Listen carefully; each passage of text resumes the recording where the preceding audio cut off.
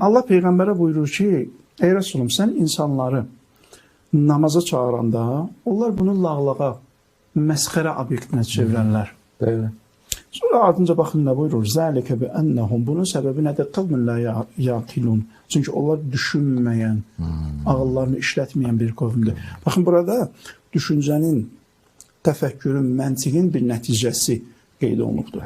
Əgər insan düşünsə, məntiq yürütsə, ağlı işləsə, o heç vaxt belə şeyləri məsxərə obyektinə çevirməz. Niyə?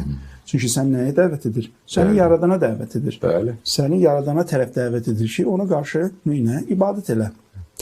Burada məsxərə obyektinə çevirəcək bir şey varmı? Xeyr. Amma təəssüflər olsun ki, biz bu şeyləri müasir cəmiyyətimizdə də çox görürük, sosial şəbəkələrdə də çox görürük. Məsələn, bir insan ibadət eləyir Rəbbinə. Allaha inanandır nəticədə, bu insan Allaha inanır. Sən onun fikrinə razılaşmaya bilərsən, bu sənin öz işində. Amma nəticədə insan məntiqsiz bir iş görmür. Necə ki, sən tutalım, sənə bir çörək verənə təzim edirsən, hörmət edirsən, hər yerdə adını, şənini uca tutursan, o insan da Allaha inanır və inanır ki, onu yaradan Allahdır, ona hər şeyi verən Allahdır. Və burada onun ibadət etməsi qədər təbii heç nə yoxdur. Sən burada ona məsxərə etməyin, Quranın dediyi kimi düşünməməyin bir nəticəsidir. Çünki insan buradan səvinətçi əlaqəsi qurur. Əgər mən Allaha inanıramsa və inanıramsa ki, Allah bizi yaradıb, tez zehnimdə bir səvinətçi əlaqəsi qururam ki, məni yaradana ehtiram etmək lazımdır, məni yaradana təşəkkür etmək lazımdır.